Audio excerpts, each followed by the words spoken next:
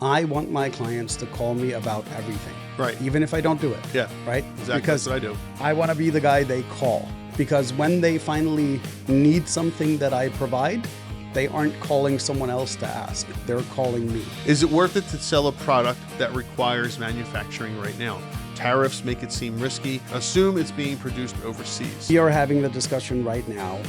Do we hire someone straight out of college that's new to it that we can train from the ground up? Right. Or do we go out and hire someone that can just step into the role and just take care of it? Yeah. Right. Now, there's two things with that.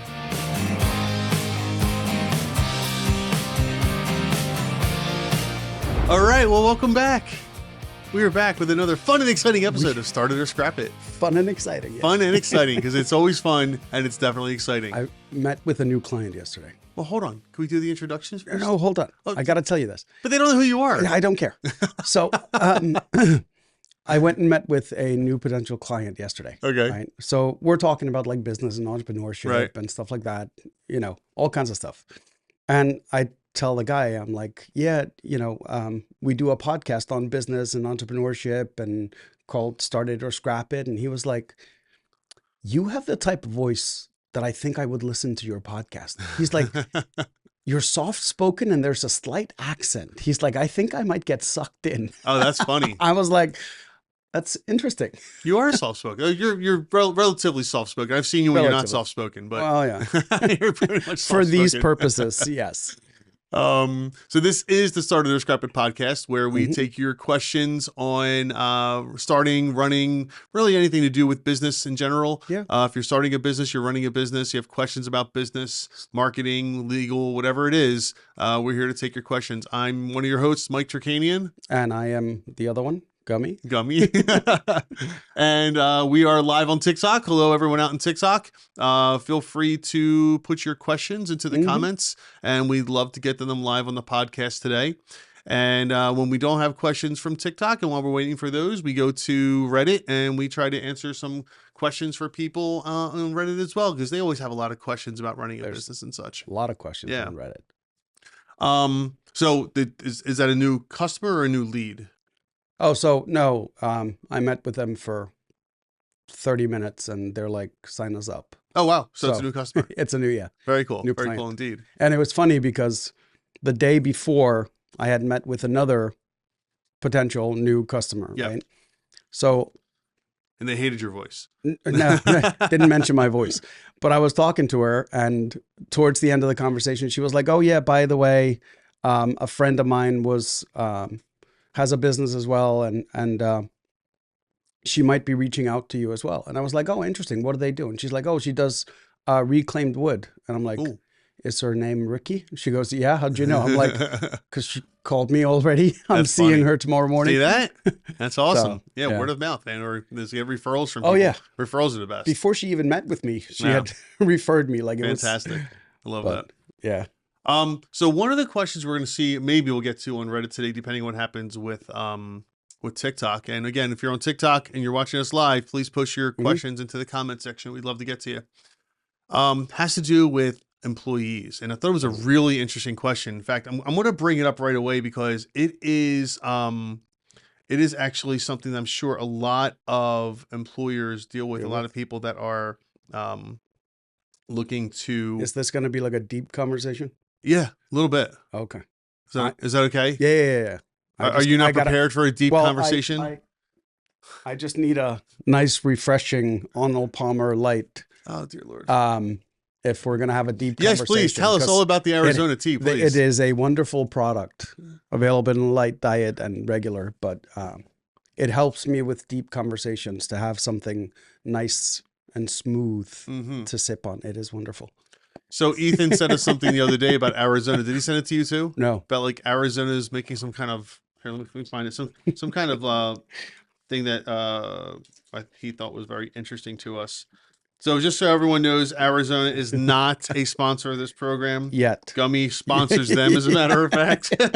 He goes out and he buys all their products. He loves the Arizona teas. You specifically the Arnold. Yeah. This one. I just like the company. Like I saw an interview with the founder and the owner once. Yeah. And I was like, that's the type of guy I would work for. Like I would go work for him. Why is He that? just, I don't know. He just seemed genuine. He seemed like he cared about people, like genuinely cared about people, not like fake cared, like you see sometimes. Sure.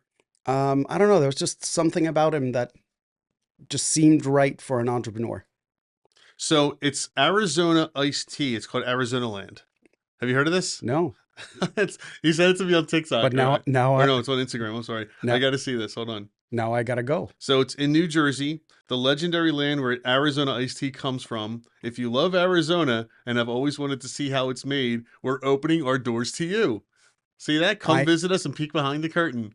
New Jersey. It's in New Jersey, so it's Arizona Land. You can Where go. in Jersey? I don't know. Jersey's not a big Oh, state. I'm sure you can okay. find it pretty Yeah, quickly. it's not that far It's from not us. far from us at all. Thanks, Ethan, I can for putting that back. I can take the most impractical car in the world and go to Arizona Land. Yeah, tell people about that. So a lot of people have seen my Jag, right? Yep. So I took an old 98 Jaguar and I wrapped it. And that car, I've always said it's the best marketing investment that I've made. Like I take it to the golf courses Yeah. and all that stuff. Well, it was getting to a point where I was like, it was no longer comfortable. Like I had no AC, I had no heat, radio wasn't working, like typical Jaguar issues, Yeah. right? So I was like, I need to um, I need to replace this car. So I spent days looking on sites and trying to find like the right car. Mm. And I looked at other Jags, I looked at Mercedes, I looked at all kinds of cars. And I decided to get this Camaro, right? It's the Camaro SS convertible, red interior. Yeah. Like it was the perfect car, right? Yeah, in 2000. It's still the perfect car for looks, right? For Right. what I needed for, Right. right? So I get this car in like 2 weeks ago.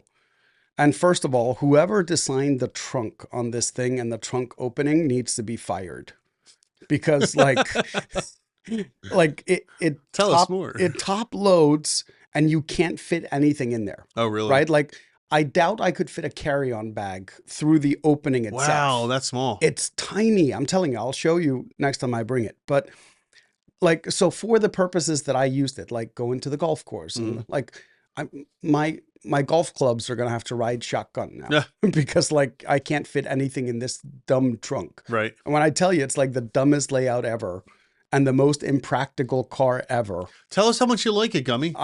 So It's loud, I'll tell you that. driving it, Yeah. oh, it's a lot of fun. Okay. But it is the most impractical car I've ever owned for anything other than just But you're really driving. using it just for marketing anyway, right? Correct. You're marketing your company. But like it was convenient because like the Jag, I could fit 2 golf sets in the trunk. Yeah. So like a lot of times I would go pick someone up and we'd take that car to the golf course because, you know, Yeah. parking it on a golf course is generally a good idea. Mhm. I don't know how I'm going to do it with this car. Like if I take someone to the You can't golf put it- course, you have a back seat? I have a back seat, but then the top would have to be down because it's like weird getting it's just, Oh, I once see. again, it's very impractical. Yeah. Right. Love how it looks. Love how it drives. Most impractical It was car very ever. loud when I heard it the other day. It's a little loud. It's a little loud. And that was in touring mode. That I wasn't know. even in sports mode. It gets louder. It's really loud. Uh-huh. And you know, I drive a Tesla, which makes no sound whatsoever. Yeah. And between the two of us, we get a probably 30 miles a gallon because you get unlimited and I get 14. Sure. I guess you could call it unlimited because I don't put any gas in and it Correct. doesn't use any Correct. gas. So technically it's unlimited. So we balance each other Yeah, out with gas exactly. usage. 14? Is that all it is? When I drive it, In crazy mode? yes. Yeah. Day-to-day driving, it looks like I'm getting about 16. Like I never thought my Suburban would be my economic car. When I went out to Burning Man this year, we took the RV Mhm. and it got like 7 miles to the gallon Mhm. across country, man. Oh, yeah. That was When I was towing talk about burning gas. when I was towing the camper in the Suburban, that's what I would get, 7 Yeah. to 9. Like highway, I would get like 9 miles to the gallon. Yeah. Like when we drove down to Tennessee, I would literally sit and I would watch the gas meter. You can watch it move. I know. It Yes, was I was like, this is happening too fast. there was an old commercial. for the life of me, I can't remember what it was, but it was this like this guy probably in his like late 40s, early Mhm. 50s, like all like gold chains, all discoed out, Yep. right? And then like a younger girl in the car seat, and they're playing some disco music, dun, dun, dun, dun, dun, dun, that song, right? Okay. And he fills his car up with gas, and it's like an old muscle car. Hmm. He fills it up with gas, and he gets in, and they're smiling at each other. He goes, vroom, vroom, and it's out of gas. Yep. So funny. That's what that Camaro feels So like. great. Yeah. Oh, look at that. We have a question on TikTok. So we'll get to the thing I want to talk about with the employees, because I think this is a very important thing that a lot of people don't know. So we'll get to that in a minute. Okay.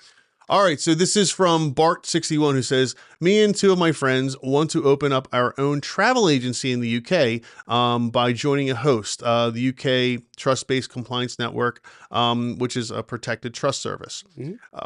We do have a moderate list of clients. What are the chances of succeeding in this field? What are the pros and cons? Any bit of advice would be appreciated. It just so happened I worked in this field for 10 years. I know quite a bit about this field. I know. First and foremost, I'm going to give a plug to my uncle, Mark Murphy, who is a travel expert, and he deals exclusively with travel agents. So if Okay. you're going to be open up your own travel agency, I highly suggest go on to YouTube, TikTok, wherever, and look up Mark Murphy. He is the guy in this country and pretty much around the world when it comes to being an expert on travel agents. He's been doing it for 40 years, 40 years in the media business with travel agents. So go check him out, number one. But number two, travel agents and travel agencies, it's all, this is for Bart specifically, is all about customer service. Okay. Right. What people don't realize when using a travel agent, okay, people think, oh, why do I need a travel agent? I'm just going to book my own flight. You know what? If you're just booking a flight somewhere, yeah, you don't need a travel agent, okay? Yeah. At least not in the US, maybe in the UK, but certainly not in the US. But if you're going to go on a trip somewhere, okay, if you're going to go on, like, let's say a family trip to Europe, from the US to Europe. Now, Bart, I'm going to use US examples because that's what I'm familiar with, Mhm. okay? But it'll work anywhere. So if I'm going to take a trip, let's say to Spain with the family, okay? Several things. Number one, I don't know the first thing about Spain. Okay. Me personally, I don't speak Spanish. My daughter does, which was kind of cool when we went to Spain, but let's assume no one speaks Spanish. What happens when you run into problems? What happens when you booked everything on Expedia and the hotel loses the reservation or doesn't have the reservation, or it was booked for the wrong dates or something like that? While Expedia will sometimes help you if they can, a lot of times you're waiting 24, 48 hours before they can get back to you, and it's not instantaneous. Oh, yeah. Whereas if you have a travel agent, number one, most travel agents don't cost you any money. They take a percentage of whatever you were going to pay anyway. And in many cases, travel agents can get you a cheaper deal, meaning that they're not going to charge you as much. So, but they're going to, so meaning that the facility won't charge you as much, yet you'll still be able to you'll pay less, and the agent will get their commission. So they don't charge much. Some agents will charge a small fee up front. All depends on what they're doing. But the bigger thing is that when you get stuck, the Mhm. travel agent will be there in a second. They'll be right there to help you. So remember, when was the volcano in Iceland that like put ash all over There's Europe? been a couple, but There was one not too long ago, maybe 5-10 years ago. yeah. And when that happened and the volcano exploded, all flights were grounded in Europe, almost all of Europe, Yeah. right? I think Eastern Europe was okay, but Western Europe, pretty much all flights were Oh, yeah. grounded. And what happened was the people that didn't have travel agents were kind of stuck. Yes. Everyone's trying to get hotel rooms because there's no flights. But the people that had at least the people that I know that had travel agents, the travel agents were able to, because they had computers, they had networks, they were able to find everything people need. You need a car? I'll get you a car. I got you a room. Might be an hour away, but I got you a car to get you to that room where Even people are stuck so, otherwise. even beyond that, because we have a travel agent that we hear from once a week, right? Even little things that I didn't think of, like she was monitoring, she had sent a family to Italy, right? And she was monitoring the news Yep.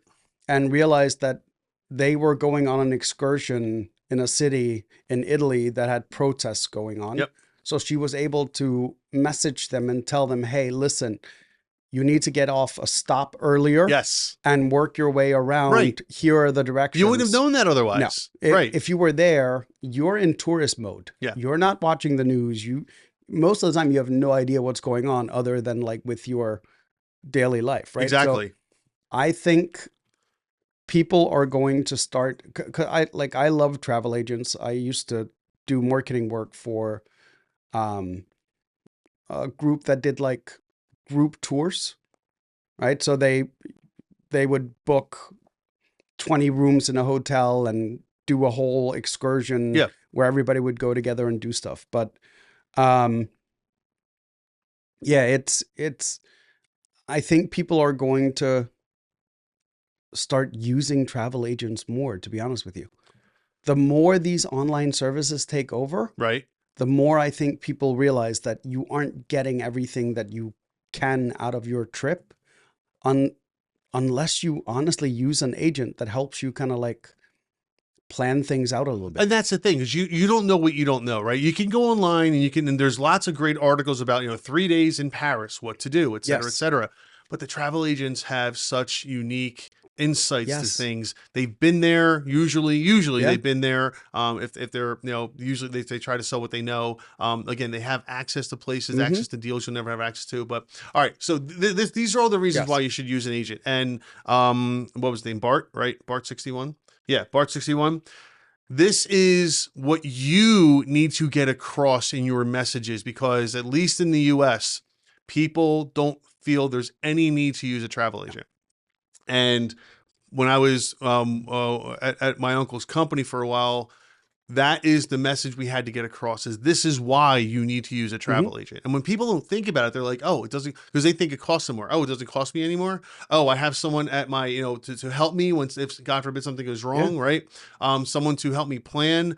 That's what they're there for. Mm-hmm. So that's the message you need to get across. People think that they're just the ones that book your trip, Right. That's where the thing comes in is, oh, it's a I can book my own trip. That's not what a travel agent does. That's a part of what they do. They help you get organized. They Yeah. monitor you. Right. They deal with any issues that you might have, Yep. right? Like you get to the hotel and it was overbooked, Right. right? Or you have two kids and they put you into a single Correct. room or one with one bed or something. You now you do not have to then deal with that. Right. You call your travel agent sorts it out, right? And the reason why that works so well is because a travel agent is usually like Bart is suggesting part of a larger network. Yes. And when the travel agent calls the hotel and they know they're part of, I don't know, there's bunches of networks out there, but they're part of Amadeus, for example, or Amadeus is a platform, but let's just say whatever. They're part of this network. The hotel's gonna be like, well, I know there's 5,000 agents that are part of this network. And if I don't do this person right, Yes. those 5,000 agents are not going to use our hotel anymore. So I better fix this, right? So that's again, the reasons why you would use it. So Bart, that's the message you need to get across first and foremost. Now your question, what are the chances of succeeding? Again, as I said earlier, it's all about customer service, okay? You need to be able and be ready and willing to be at their beck and call. They're on vacation. They don't want to think about problems. And if there's any chance that you can identify a problem before they do, even better. Like we talked a minute ago about the travel agent who told their client, get off a stop early because there's a protest going on, right?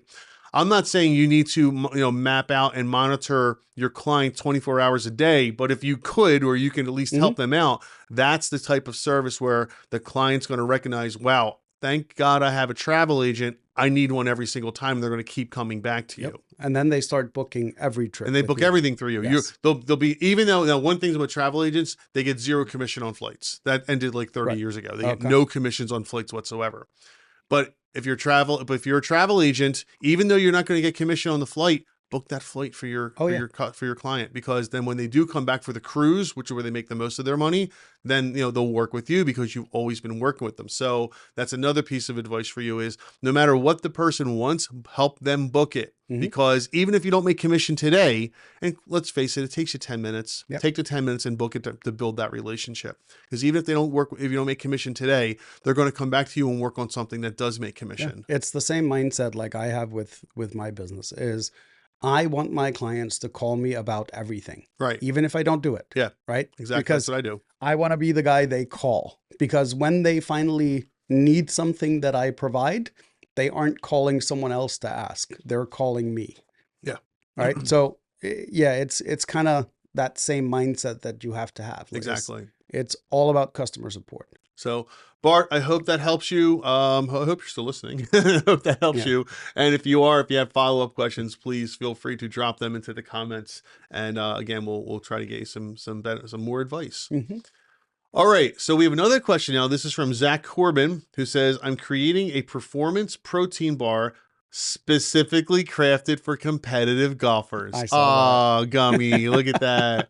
The goal is to replace the junk food options currently available, fried foods, chips, candy bars, that. Mm-hmm. etc. It will have functional ingredients such as theanine. Is that what that Yeah. is? Okay. L-theanine. L-theanine. I'm not sure what that is, but okay. Electrolytes, very important. Mm-hmm. And collagen for joint support. Ooh, I like that. You had some joint issues recently, didn't you, in your elbows or something? Yeah, I had tennis elbow. Oh, tennis elbow. Yeah, Okay. it's a tendon issue. Would love to hear about getting initial customers. We're launching in January, or any suggestions for marketing/ad spend. Well, Gummy, since you're a golfer and a marketing guy, I think this one's all you. So it's funny that he's bringing this up, because I've been saying for years that golfers need healthier options Yeah. that taste good, right? Because if you look at, I know he's saying I want it for competitive golfers. You're only going to get so far if you're targeting only competitive golfers, just right? golfers, everyday golfers. The everyday golfer, right? So part of the problem is, right, this is what makes it challenging, is for a lot of golfers, the hot dog at the turn Yeah. is like a tradition, Yeah. right? Like it's Of course. religiously they do it because, and like They've always done it. That's why. There's even a TikTok channel that just rates hot dogs at the turn. He Really? literally travels between golf love courses, it. plays 9 holes, gets a hot dog at the turn, and then gives his review on the hot dog specifically. Oh, that's too not funny. the golf course, not the Just the hot hot dogs. Yeah. Wow. Now, do I think there's a market for it? Yes, I think there's a huge market. Because there are lots of golfers like me that, like, I don't like having the hot dogs. I don't like having a lot of the stuff that they offer at the pro shop, or Yeah. and I always struggle with something that I can carry in my bag, right? Because I would buy stuff like this in bulk. I golf enough that I would go buy a pack of 24, whatever it is. The problem is most of these protein bars and all this stuff, once it's been in my golf bag for 2.5 hours at 85 degrees, not so good anymore. Right? It is sticky. It is yucky. Melted or something. It's melted. If it has any type of icing on it, it's horrible.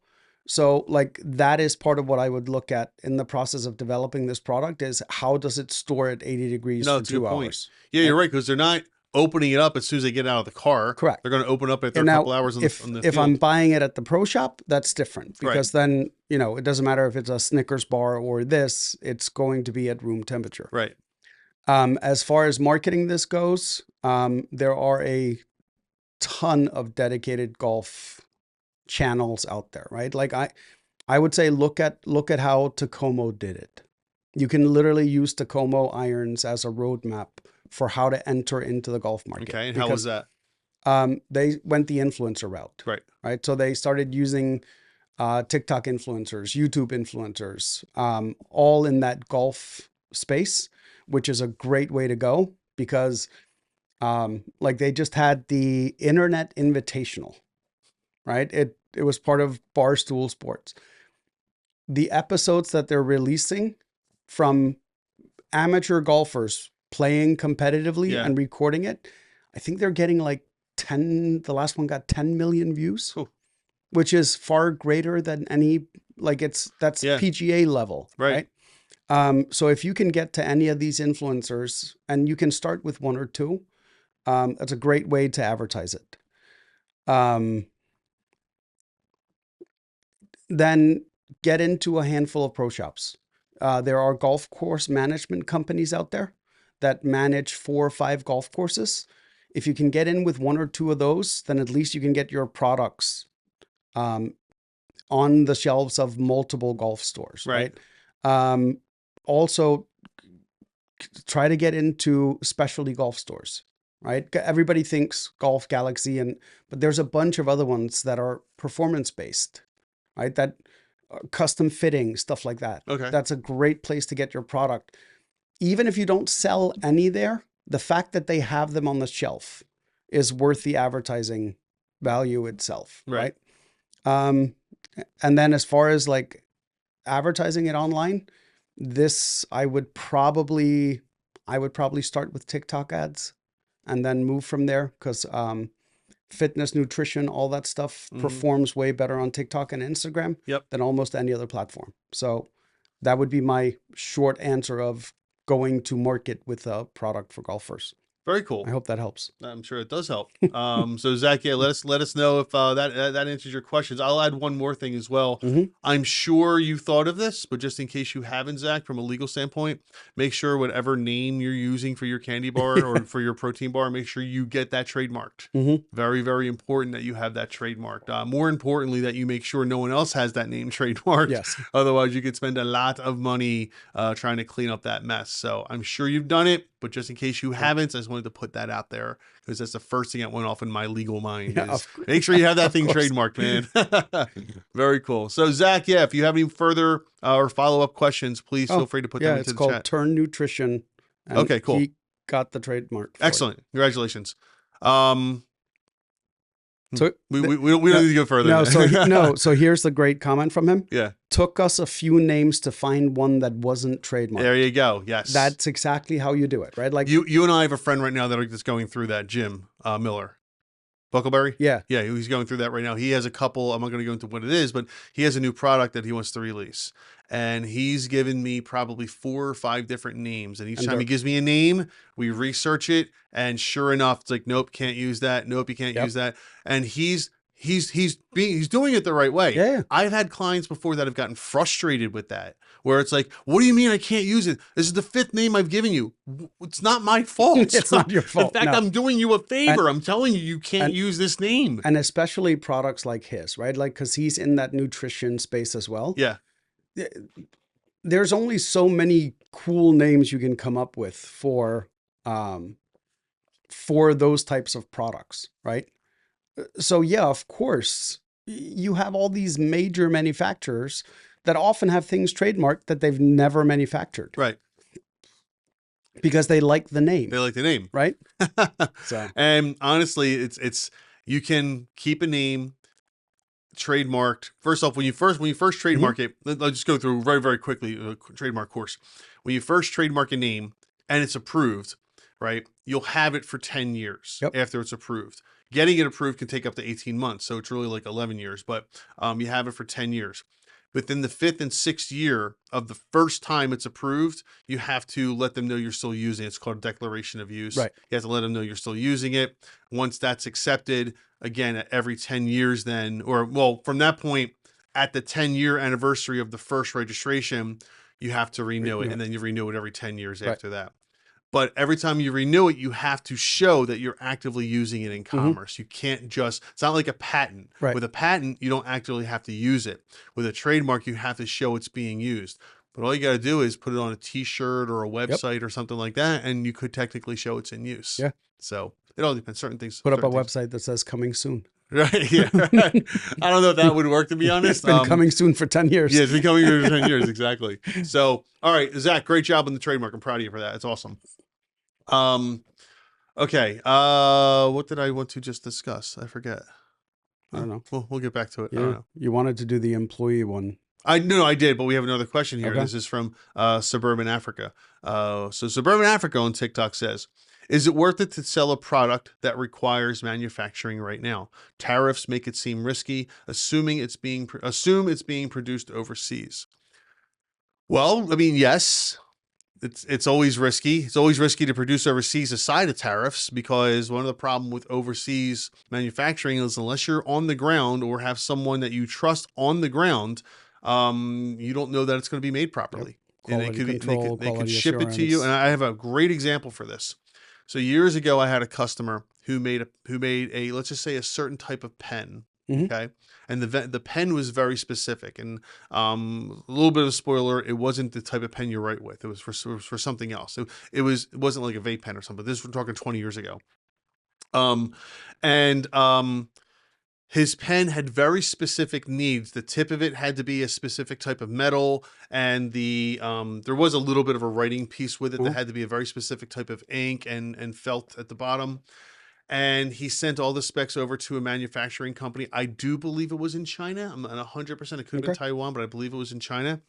And he went over there. They showed him the manufacturing process, what they were going to do. He signed off on everything. They yesed him to death, and he got 100,000 units of the shipment, and they were all bad. Yep. Wrong tip on the pen or the little writing piece. Wrong tip with the wrong metal that was used at the top, and they were completely worthless. 100,000 units just gone like that. Yep. And it was like $40,000 or something like that for that 100,000 units. And it's because a lot of times there's no quality control. Now, I'm sure this Correct. company, the manufacturer, didn't do it on purpose, No. but something got missed along the way. Could have been a translation, but without someone on the ground making sure that the first 100 that are produced and looking at that batch and making sure that it's exactly what you want, because once those go through, it's Yep. just a steamrolling process nonstop. If the first one is bad, the 100,000th one is going to be bad too. Hmm. So that's part of the issue with overseas manufacturing. Not that you shouldn't do it, it's just that you need to be prepared for handling the quality control, right? And as far as like tariffs are concerned, it's going to affect very, very few products, right? Right. Because let's say you want to get into manufacturing televisions. Well, everybody that manufactures television is paying the same tariff you are, Yeah. right? Like, so unless you are competing with a product that is manufactured locally, right? Like if let's say you want to import something into Holland, right? Um, wood shoes. If wood shoes are already being produced in Holland, the tariff is just meant to offset that competition so that you're not taking away from local manufacturing, Right. right? If someone else wants to bring wood shoes into Holland as well, they're going to be paying the same tariff you are. Right. So tariffs really aren't, for me, a major thing on whether you start making a product or not, because you're just entering the marketplace where everyone is having to worry about the same thing. Yeah. Right. It's already built into the price on everything else. Yeah. There are far Yeah, greater and things to worry about. there's another part to tariffs that I'll discuss in a second. I just want to get to Suburban Africa's continued comment here. They say that it seems like most products are produced overseas, so that's kind of Mhm. surprising to hear. I rarely see products that are made in the U.S. There are quite a few products that are Yeah. made in the U.S., but you're right. The absolute vast majority of products that we use in this country are produced overseas. Oh, yeah. Absolutely. That still doesn't take away from the quality assurance, quality control. Correct. Right? They will have people, big manufacturers will have people on the ground at the Oh, yeah. manufacturing facility making sure that that product is ready to go. I actually know a guy that's all they do. Yeah. So they have a representative here, and then they have a bunch of people over in China, Pakistan, and I want to say Indonesia. Mhm. And basically, they're just quality inspectors. Right. So they will have whatever the original is supposed to Yes. look like, and they will go when it's time to manufacture at that factory. They will go to the factory and quality control Yep. Make sure it's exactly what at they're the expecting. at the Yeah. beginning of the production, and then they will go. There is a big famous old school saying when it comes to anything, when it comes to type of process development and manufacturing: inspect what you expect. Yes. Right? I'm sure you've heard that Yep. 1,000 times before, and it means exactly what it says. Whatever your expectations are, make sure you're inspecting things while they're being created, because you want to make sure before things get rolled out that it's exactly what you're anticipating. But yeah, So as far as manufacturing products, bringing anything in, Yeah. worry about all the important stuff. right. The price is going to be the price. So let me say one more thing on tariffs. Now, I feel like I know a good bit about this. Okay. If I'm wrong on this, I apologize, and please feel free to say something in the comments. But my understanding and my education on tariffs is if the retail value of a product is $1,000 and it's a 10% tariff, you are not paying $1,100 for that product. No. The tariff is on the manufacturer's cost to ship it into the country, meaning that if it's $1,000 retail, it's probably $200-$300 of manufacturer's cost. And that's what they charge the wholesaler to buy it. The 10% tariff is on the manufacturer's cost. So if it's $300 for the wholesaler to buy from the manufacturer overseas, as long as the wholesaler is in the US, which they usually are, they're paying 10% on the $300, Yes. which is another $30, not 10% on the $1,000, which would be another $100. Yes. Right? Is that your understanding as well? Well, that is how it works. Right. Okay. I know. But sometimes when you're live on a podcast, you're second guessing yourself because if you don't work in it every day, Where the problem comes in is the markup multiplication factor, right? So we know certain retailers expect a certain margin on a product. Right. So if the base cost increases by XYZ dollars, the retail cost is going to proportionally go up by the same number as the base price, right? So if, let's say, I don't know, Walmart has a 70% markup, right? So if it's a $10 item, it would be $70. If that product is now $11, it's $77, right? So the wholesaler is marking it up by $1, but that could mean $7 at retail. Sure. Yes, it could. Right? So it could. Right. That's why they, like when they're talking about, oh, they're going to eat the tariffs. Yeah. They're talking about that dollar at the retail, at the wholesale point, not the $7 at the end retail point. Right. Yes.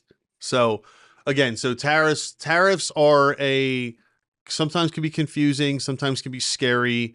I'm not saying they're good or bad. This is not a political discussion, but I just want you to understand how they work and you can use that to factor into your decision-making process. I grew up in a country we've had it. Yeah. Well, we always had tariffs. Yeah. It's just they're obviously much more exposed now. We do a lot more is being done with them. Again, good or bad, that's for you to decide. So suburban Africa, I hope that helps. I hope that we got the answers. Got you some answers that you're looking for. And if you do have any follow-ups, please feel free to put them in the comments. Might not get to your Reddit question. Let's not jinx it. Okay. I do like when it's all TikTok questions. I do too. Speaking of TikTok questions, here we go. This is from OZM Hey Mother, who's been here before. Who's been here before? Who says, which 4 pillars of specialized services should a marketing agency focus on in 2026? Oh, Gummy. She might as well have said, hey, Gummy, which 4 pillars? I think that's what she meant.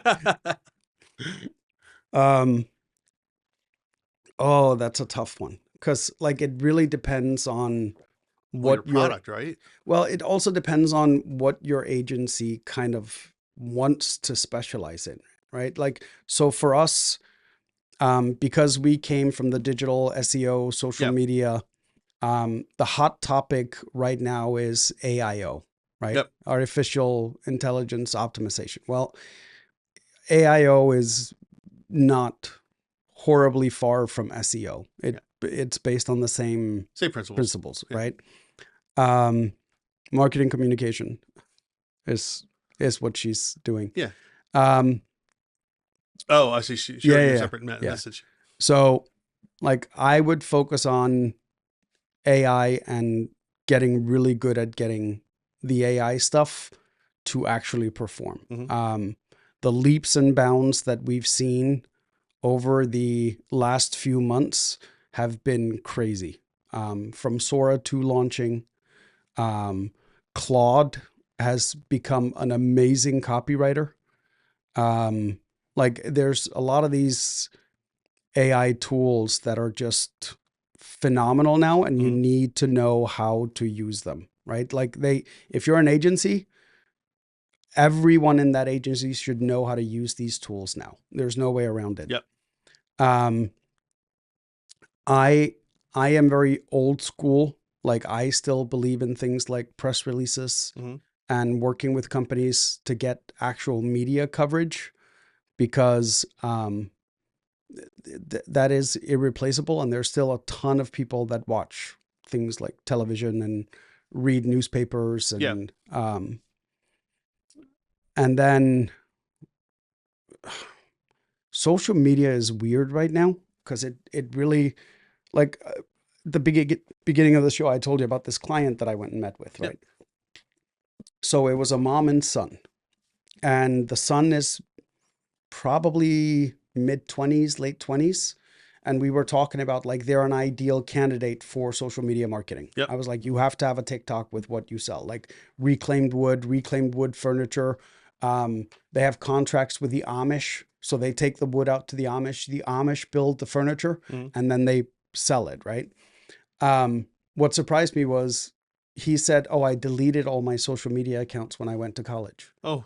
He's like, I'm not on any social media. And I'm Ooh. thinking like, these are the people we assume are there, right? Right. But I'm hearing this more and more and more and more. We talked to a girl on the golf course the other day, the cart girl. We were just Yeah. having a conversation with her. Once again, she's probably mid 20s. And she's like, oh, no, I don't have any social media. And we're like looking at each other like, I what? heard this is a trend. Yeah. So like if you are representing someone that is going after a younger audience, social media marketing may not be as important as it was As you think it is. Yeah. for people if you're Yeah. targeting someone that's in their 30s and above, right? Like they're far bigger users of social media than the younger generations now are. And I have a feeling that with this ban in Australia, I don't know if you heard about that. They've banned social media for you have to be at Oh least 16 yes, years yes. old I to heard sign that up. I heard that was coming. So that's No, happened now. It's it's happened. official. It's Okay. official. They're working. Social media companies are working on figuring out how to do this now.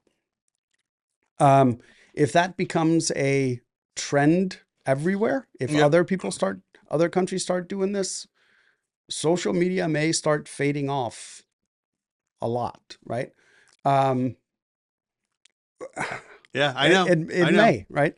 Um, but yeah, I want to say probably the most important, I don't know if it would be one of the pillars, is understanding and helping clients understand how things work together, right? Um, is email still important? Well, it depends on who your target audience Yeah. is, right? So like understanding the changing environment that we're in right now, because things are changing and have been for the last 3 or 4 years faster than in the last 20 years that I remember doing this. Like email for younger audiences is just out, right?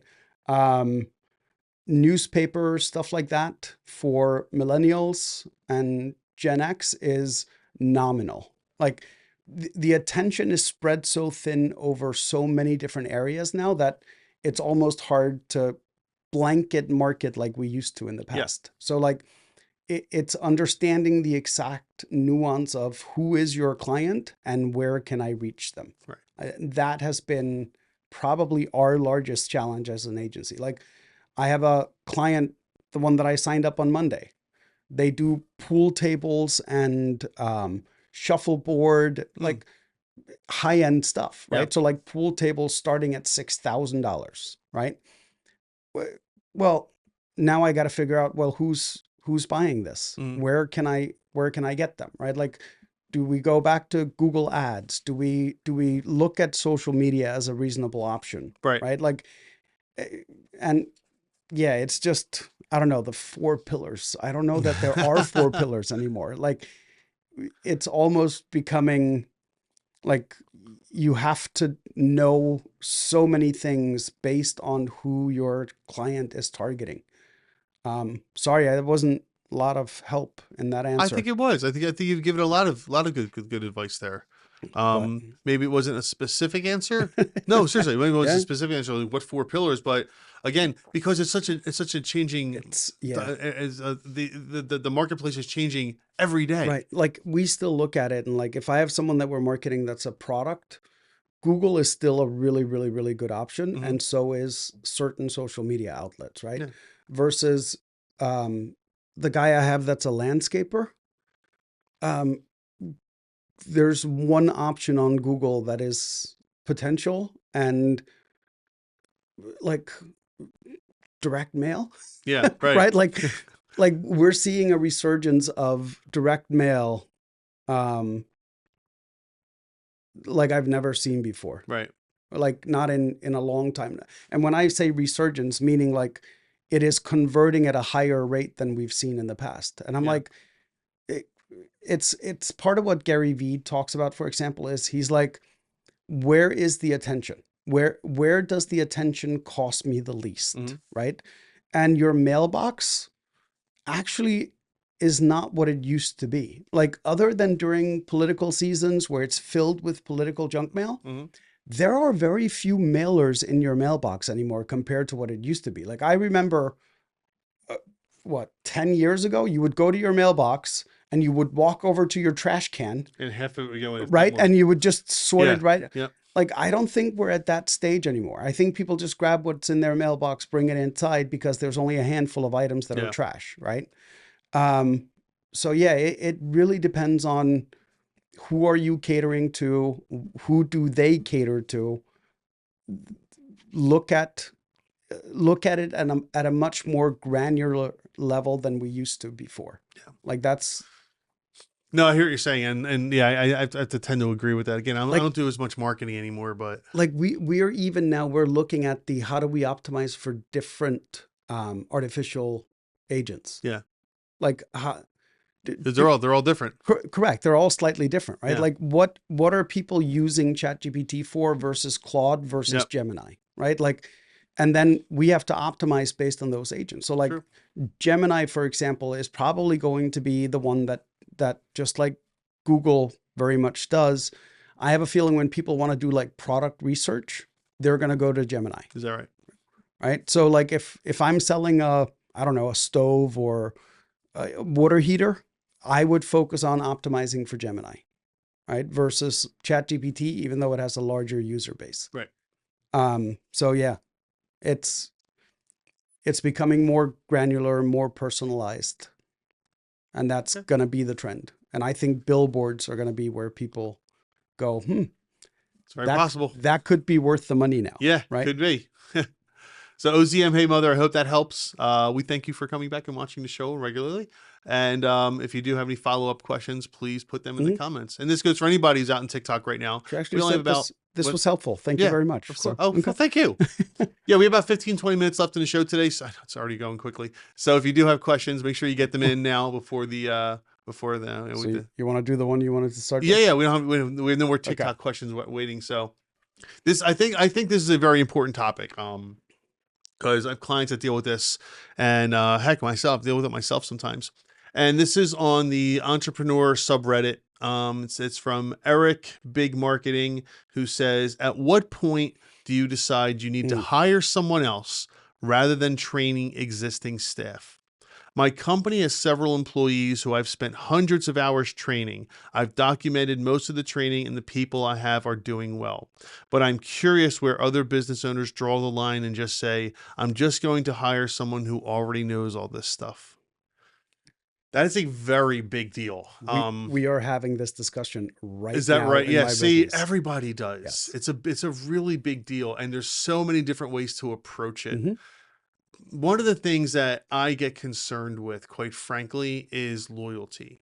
And what I mean by that is all my employees, they're all great people, all of them. Mm-hmm. They are, but they're people. Yes. And eventually they're going to be very good at their job. And Yes. eventually someone who has significantly deeper pockets than I have is going to reach out to them and make them an offer. Yes. And I don't know if there's anything I can do about it. No. Right. And it's like, okay, do I continue investing in this person? Continue, getting to the point where I'm putting more and more money and more responsibility on this person just to lose them, right? I'm not saying Yeah. that's happening. I'm saying Yeah. that's a thing that people get concerned with, Yeah. right? I slightly get concerned with that sometimes too, but at the same time, it's that person's been here for several years. I want to invest in them, Mm-hmm. right? I want them to succeed. I want them to do well. So it's a give and take. And then when I have new spots that open up, right now I'm a much smaller spot, so a much smaller company, so I don't really have the hey, I have a new management position. Do I promote from within, right? But I've been in companies like that, Mm-hmm. and a lot of times it's get someone from the outside because you want fresh ideas. Because everybody from the inside is regurgitating and circulating old thoughts, old ideas, old processes. Especially if you trained all of That's them. what I'm saying. Right. Exactly right. Their training is only as good as what you give them. It's your mantra. Right. It's yes. So you want to get maybe somebody from the outside to have fresh ideas, et cetera, et cetera. So it is a toss up. So this is what we're debating right now is we just grew on the SEO side of things quite a bit over the last few months, right? And staff is maxed out. Yep. We're going to have to hire someone probably within the next month, right? And we are having the discussion right now. Do we hire someone straight out of college that's new to it that we can train from the ground up? Right. Or do we go out and hire someone that can just step into the role and just take care of it? Yeah. Right. Now, there's two things with that. There's going to be a price difference between those two. A big price difference. Yes. If we hire someone fresh out of college, you're looking at, a starting salary. It's going to take a year for us to fully train them till they can be let go and they no longer have to do like supervised work. If I go out and hire someone that has 10 years experience, not only can I just throw it at them and just monitor what they're doing to make sure that they're following our principles, they might bring something to the table that we haven't thought about, or a slightly different approach, or things they learned at a different agency that we hadn't implemented, right? So there's a cost benefit to either. As far as like training employees, I've told you one of the questions I always ask during the interview is, what do you want your job to be after this one? Yeah. Right? Because I'm going to assume that you're not staying with me forever. So I want to maximize your ability and your interest while maximizing the output that I can get from you while I have you, whether that's 2 years, 5 years, 10 years, whatever it is, right? So like if someone comes to me and says, oh, I really want to get into video editing. Right. That's where we're going to focus you. If you want your next job to be a video editor, that is what we're going to train you in. That is what we're going to let you do, because that's where I'm going to get the most output from you and the most interest. And how long will that last? I don't know, 2 years, 5 years. But as long as I'm getting maximum output from the person, I have no problem training them, knowing that eventually they're going to go somewhere else. Now, you mentioned earlier the person right out of school versus the person who has 10 years of experience. There's a third thing that you have to consider with that as well. The person that has experience is also going to have expectations on culture and bosses and things like that. Whereas the person who's right out of school has no clue. Right. And sometimes that's an issue, because you sometimes know that there's certain ways and things that are done in your camp and your business, right? And you're very adamant that we will be doing things this way. That person with 10, 15 years experience might not want to do it that way. And they might walk into it and realize, oh, I don't want to do this. I'm out of here. Right. So that's another thing that has to be considered as well as the company culture.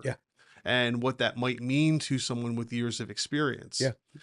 It's not easy to get through that, it's not easy to figure that out during the interview process. Sometimes that's the kind of thing you can only figure out once the person's on board and in that chair. And that can happen. We've had these conversations too, right? Yeah. Sometimes they have a net positive effect. Sometimes they have a net negative effect. Right. Your job is to be very, very quick to identify which one it's going to be. That's why, like, we hire everybody on a 90-day trial. Right? Because we found that 30 days is too short. Right.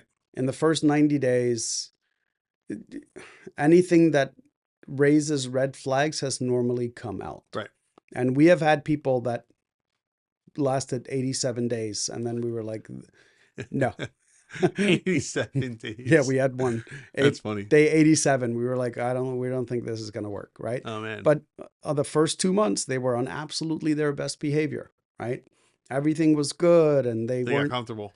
And then month 3, they started getting comfortable and we started seeing some stuff that raised their flags. real personality and such. Yeah. But yeah, it's once again, I never I never regret training anybody, even if it means they move on, Right. because I benefited in some way from that training as well. Right? Like we have a lady right now. We are literally training her to become an AdWords specialist, right? Mhm. So she is using company hours to go do all the trainings and learn and work with live accounts. And um, she's going to be worth a lot of money to someone at some point, Yeah. right? Like once she's learned all the things and she gets 2 to 5 years of experience, someone could probably come in and double what we're paying her, Yeah. right? But I always, as I train you, always increase your pay at the same time, right? Because I always say like the money follows the responsibility, Sure. right? So we hired this girl straight out of college. We're her first job.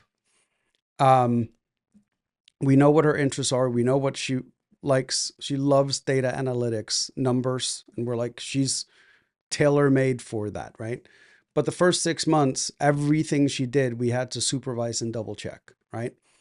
And she was making mistakes. Mhm. So I sent her a message and I said, hey, I'm removing your supervisor. This is now all on you.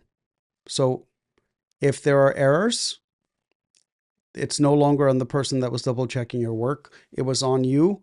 And by the way, here's the raise that comes with that. One error since, Yeah.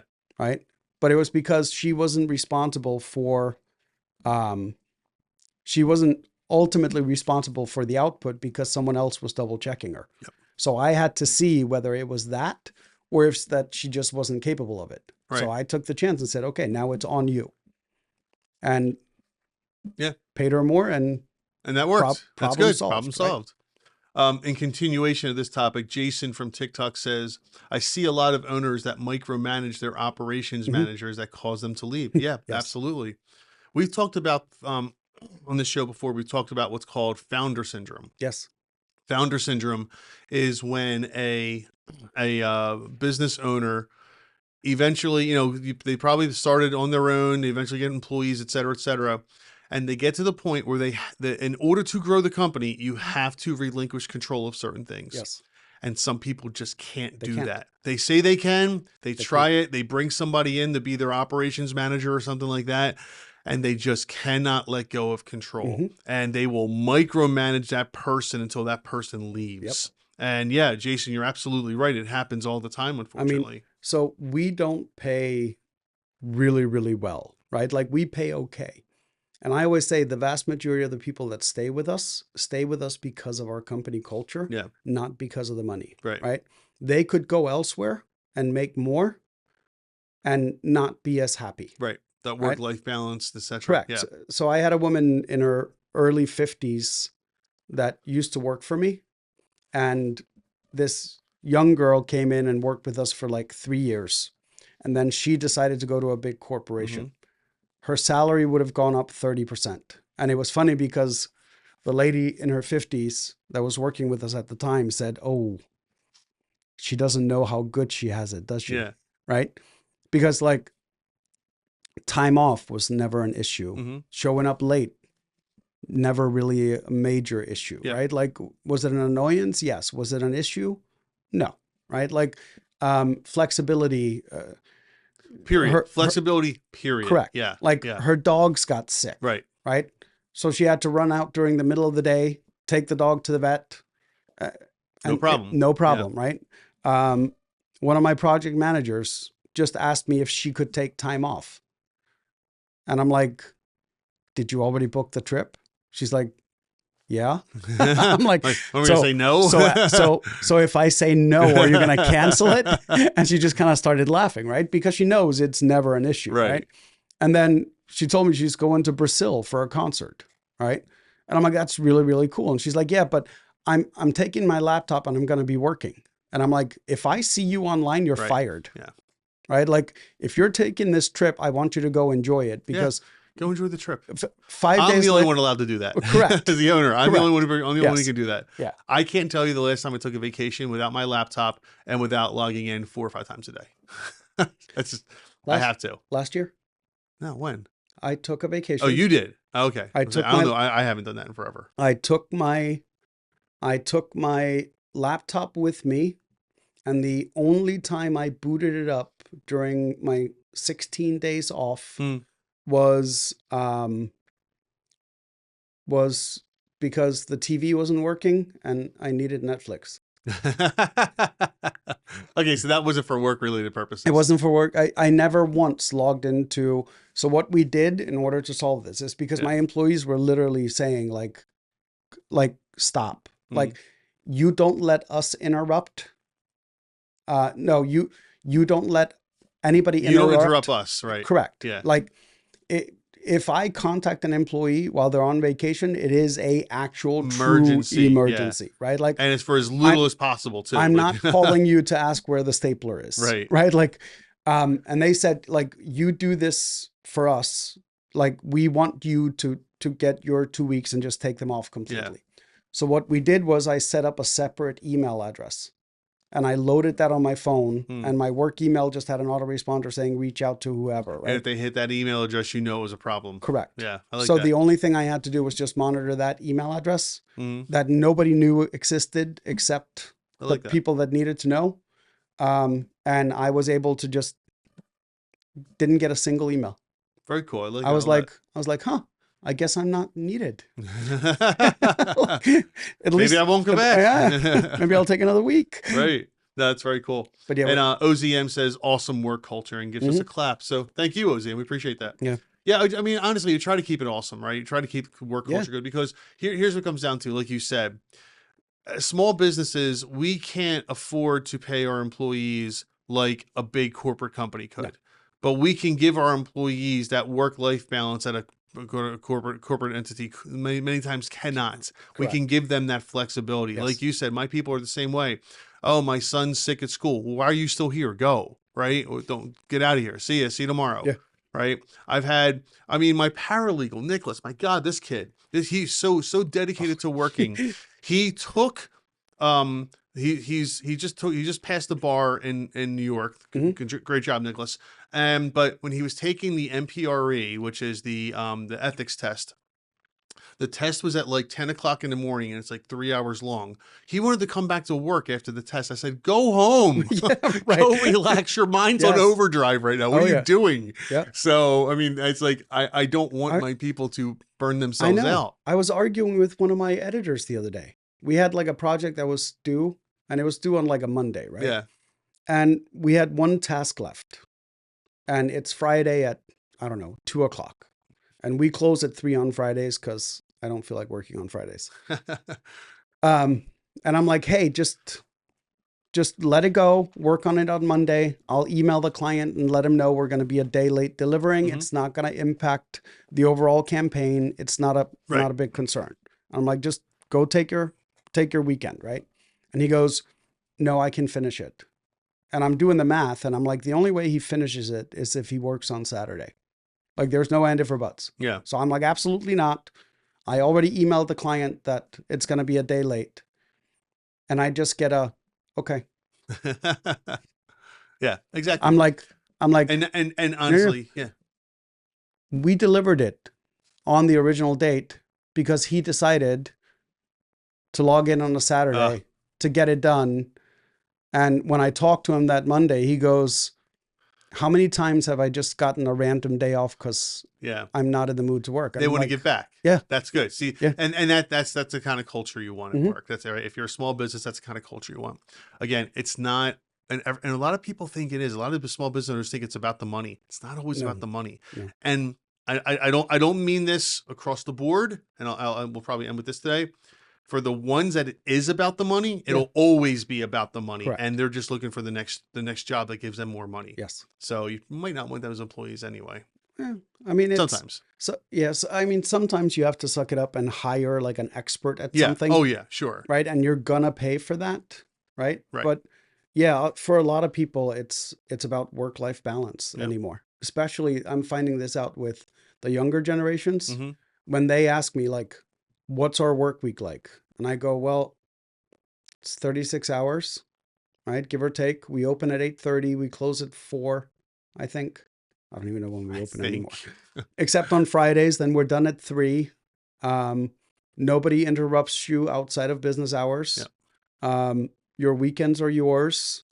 And the last vacation request we turned down was in 2017. Why'd you Right. turn it down? Hmm? Why'd you turn it down?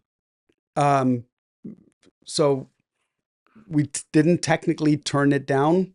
We just asked him to delay his vacation Oh, 1 okay. week because we already had 3 people who were going to be off in Gotcha. that Oh, same yeah. time Okay. frame. Yeah, that's It just tough. would have caused That's issues. tough, yeah. So like Everyone can't have off we Christmas didn't week. we didn't tell him no. We just said, hey, is there any chance you can take it a week Right. later? And they were like, And they're oh, like, of course. Oh, good. They didn't Yeah. book it already. That's Yeah. fine.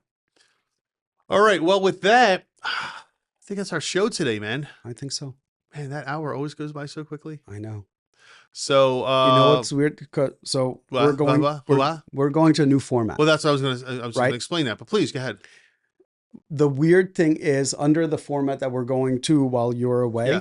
the hour is going to seem much longer. Really? Yes, That's it is. It is absolutely weird because when I used to do my other podcast, Yeah. and I would have someone in front of me, 45 minutes to an hour would go like this, and that show was meant to be 30 minutes. So like, ended up sitting there talking for 55 minutes, and I was like, man, like that went by like this. Yeah. When I started doing them over a computer, Yep. all of a sudden after 30 minutes, I was like, okay, it's time to end it. Because it just felt like it had felt taken longer. forever. Wow. Yeah.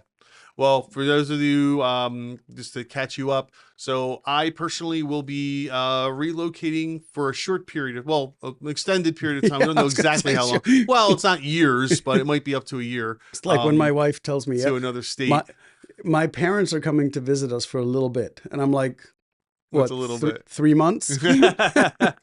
So I don't know how long we'll be gone, to be honest. But obviously we're going to continue the podcast. It'll just be a little bit of a different format. You are coming back, right? I'm absolutely coming back. Yeah. So 100% I'm coming back. Okay. Yeah. It's just a matter of when. Okay. So we're continuing the podcast. Nothing's going to change. We're still going to be doing it Wednesdays at 11:30 Eastern time. It's just the format will be slightly different. It's going to be like 9:30 in the morning for 10:30. you. 10:30. It's 1 hour. It's only 1 hour it's an behind. hour? Okay. Yeah. 1 hour behind. Okay. So other than that, that's, just expect a little bit of a different format next week on TikTok. And, yeah, but please, thank you everyone on TikTok for listening today. We really appreciate it. For those of you on Reddit, we appreciate your time as well. And I guess we'll see everyone next week. The one Reddit we got to. The one Reddit we got to. But that was a good one. That was an important one. I think yeah. a lot of people got some good information for that, because that's something I think Is this everyone. No, it's not the end. Why is it the end? I No, just said it's not the end. No, she's asking if it's. No, we just, while he's in Texas, we are going to be filming it out of 2 different locations, but we are still going to be doing this. Yeah, we'll still be talking live. It'll be the same thing, except he'll be talking to a computer screen and so will I. Yeah. That's the only difference. Yes. As far as you're concerned out there, it really won't be much of that much of a difference. No. Just a little bit of a different background, probably. It's all. Probably. Maybe I'll wear a cowboy hat. Oh, now you're going to have to. Not wearing a cowboy hat. Now you're going to have Refuse. to. You brought it up. Denied. No. Where's the bell? The bell's over there. No cowboy hat. So, thank you, everyone. Have a great week. If you do have questions, put them into the comments. Send it to our producer, and we'd love to get to them live on air next week. Yep. So, all right, man. Take care, buddy.